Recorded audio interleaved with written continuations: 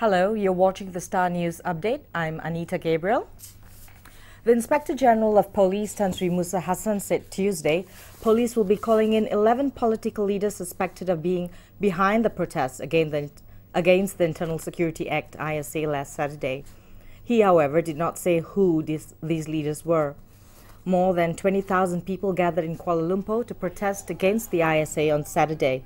Police later dispersed them with water cannons and tear gas. The police arrested nearly 600 people, including Subang Member of Parliament R. Sivarasa. All except 30 have been released. A possibly violent showdown over the Kampung Buah Pala issue in Penang was averted at the last minute Tuesday morning when the developer agreed to meet the villagers and the state government for further discussions.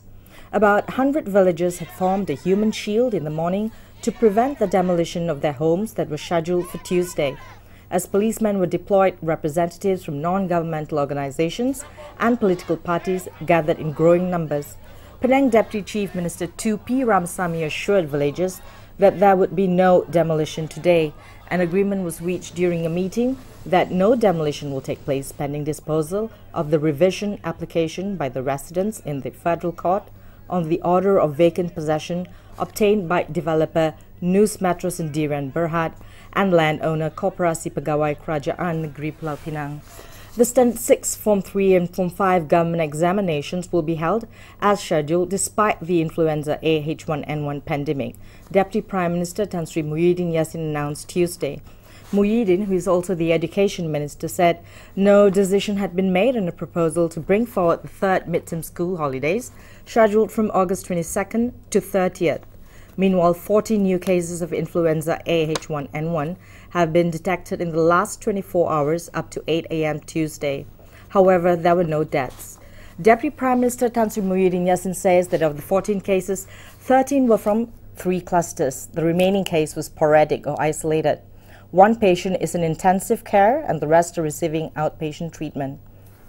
Jumlah terkumpul kes influenza H1N1 di Malaysia sehingga 4 Ogos 2009 jam 8 pagi hari ini adalah sebanyak 1,460 kes dengan jumlah kematian 8 orang.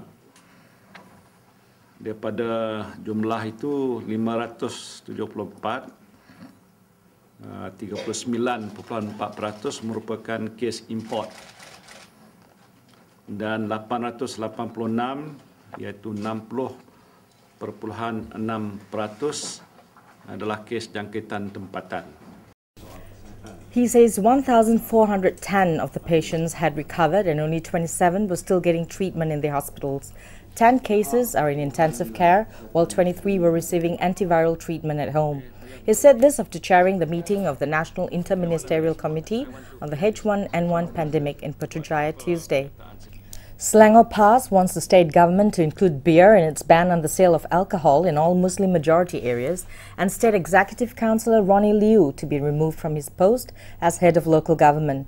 The sale of alcohol is already banned in these areas, but as a beverage, beer has been a grey area and is sold in 24-hour convenience stores. Selangor PAS says that the ban will only concern Muslims and not impinge on the rights of non-Muslims, although he concedes they would have to travel farther for their fix. Meanwhile, Liu says that new guidelines on the sale of hard liquor and beer is being drafted and will be issued after a period of public consultation. For more updates, log on to thestaronline.tv. I'm Anita Gabriel. Thanks for watching.